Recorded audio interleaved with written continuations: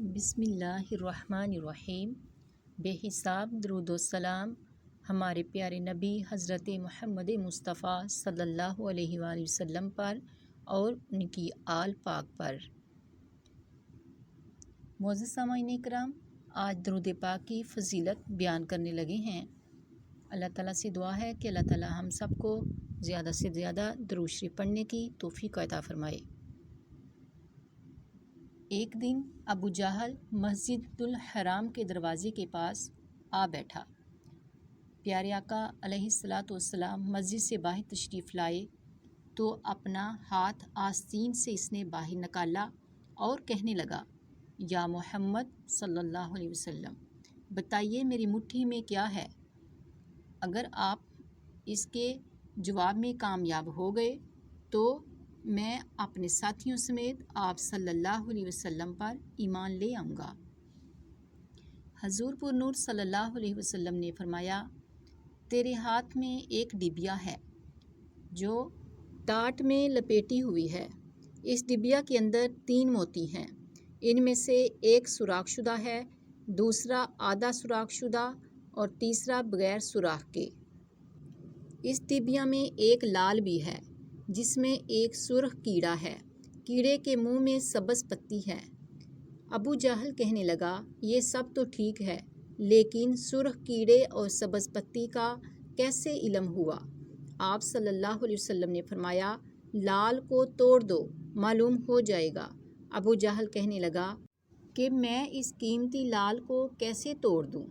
ایک صحابی کہنے لگے، اپنے لال کی قیمت لگا کر اسے توڑ دو، اگر رسول خدا صلی اللہ علیہ وسلم کی بات معاذ اللہ درست نہ ہوئی تو قیمت میں ادا کر دوں گا۔ ابو جہل اس بات پر راضی ہو گیا۔ جب لال توڑا گیا تو سب نے دیکھا کہ اس میں چھوٹا سا سرخ کیڑا منہ میں سبز پتی لیے ہوئے موجود تھا۔ رسول اللہ صلی اللہ علیہ وسلم نے اس کیڑے سے دریافت کیا کہ تم کب سے اس لال میں ہو؟ کیڑے نے پہلے آپ صلی اللہ علیہ وسلم کی خدمت میں سلام عرض کیا، پھر کہا، مجھے نہیں معلوم، اللہ تعالیٰ نے مجھے 3 سبز پتیاں عطا فرمائی ہیں۔ آپ نے فرمایا، تیرا ذکر، تیری تسبیح کیا ہے؟ کیڑا کہنے لگا کہ خدا نے مجھے روزانہ 10 مرتبہ آپ صلی اللہ علیہ وسلم پر درود بھیجنے کا حکم دیا ہے، جس کی برکت سے اللہ تعالیٰ مجھے اس پتھر کے اندر یعنی لال کے اندر مجھے روزی عطا کرتا ہے۔ معزز سامعین کرام، اللہ تعالیٰ نے ہمارے نبی آخر الزماں حضرت محمد مصطفیٰ صلی اللہ علیہ وسلم کو نبی بھی بنایا اور رسول بھی بنایا، پیغمبر بھی بنایا۔ اللہ تعالیٰ نے تمام صفات آپ میں ڈال دیں، کیونکہ نبی اور رسول میں فرق ہے۔ حضرت آدم علیہ السلام نبی اور رسول بھی تھے۔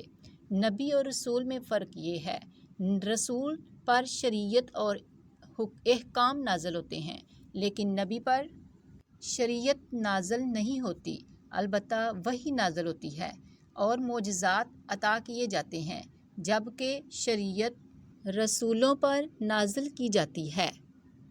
معزز سامعین کرام، اللہ تعالیٰ ہر نبی کو آزماتا ہے، بلکہ جتنا اللہ کے قریب ہوتا ہے انسان، اتنا ہی اللہ تعالیٰ زیادہ آزمائش میں ڈالتا ہے۔ ان آزمائش میں سے سب سے بڑی آزمائش ایک جادو کی ہے، جو ہمارے پیارے نبی صلی اللہ علیہ وسلم پر بھی ہوا۔ اور جادو کس نے کیا؟ حضرت عائشہ صدیقہ رضی اللہ تعالیٰ عنہما سے روایت ہے کہ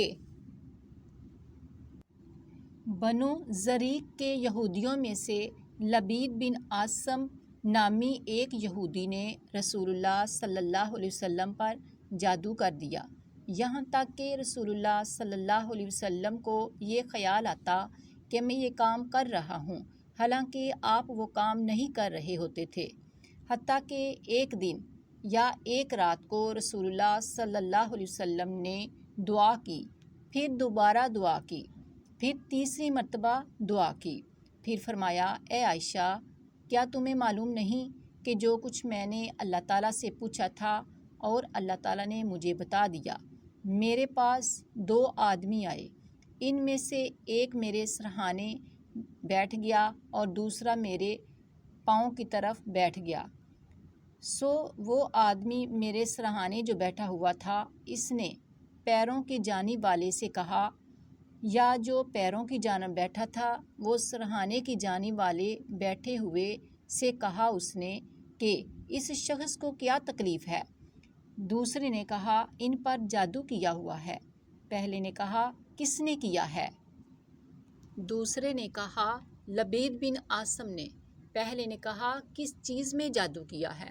دوسرے نے کہا، ان کی کنگھی میں اور کنگھی سے جھڑنے والے بالوں میں، اور کہا کہ کھجور کے خوشہ کے غلاف میں۔ پہلے نے کہا، یہ چیزیں کہاں ہیں؟ دوسرے نے کہا، یہ اردن کے کنویں میں۔ حضرت عائشہ رضی اللہ تعالیٰ عنہا نے کہا، پھر رسول اللہ صلی اللہ علیہ وسلم اپنے چند صحابہ کے ساتھ اس کنویں کے پاس گئے۔ پھر آپ نے فرمایا، اے عائشہ، اللہ کی قسم، اس کنویں کا پانی مہدی کی طرح تھا، اور یہاں کھجور کے درخت شیاطین کے سر کی طرح تھے۔ حضرت عائشہ رضی اللہ تعالیٰ عنہا بیان کرتی ہیں کہ میں نے کہا، اے اللہ کے رسول، آپ نے اس کو کیوں جلا نہیں دیا؟ آپ صلی اللہ علیہ وسلم نے فرمایا، نہیں، اللہ تعالیٰ نے مجھے اچھا کر دیا اور میں لوگوں میں فساد پھیلانا نہیں چاہتا، معزز سامعین کرام، ایک روایت میں آیا ہے کہ جب آپ پر جادو ہوا تو اللہ تعالیٰ نے جبرائیل امین کو بھیجا اور آپ کو الہام کیا گیا، بتایا گیا کہ اے محبوب صلی اللہ علیہ وسلم، فلاں جگہ پر جادو والی چیزیں پڑی ہوئی ہیں۔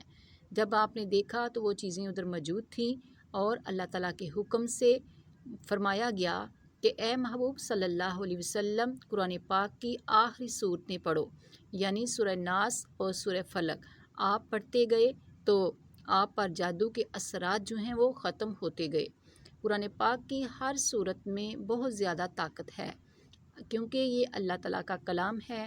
جو انسان اللہ کے کلام کو پکڑ لیتا ہے، اللہ کے کلام کی تلاوت کرتا ہے، وہ ہمیشہ شیاطین اور شیاطین کے کیے ہوئے جادو ٹونوں سے محفوظ رہتا ہے۔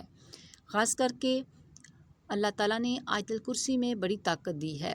آیت الکرسی واحد وہ آیت ہے جو پورے قرآن پاک کی سب سے بڑی آیت مبارکہ ہے۔ اس کی تلاوت کرنے سے اللہ تعالیٰ تمام شیاطین کو دور رکھتا ہے اور انسان پر جادو اسیب نہیں ہوتا۔ جو انسان آیت الکرسی کی کثرت رکھتا ہے، اللہ تعالیٰ اس کو ہمیشہ ہمیشہ کے لیے اپنی رحمت میں رکھتا ہے، اور فرشتے اس کی حفاظت کرتے ہیں۔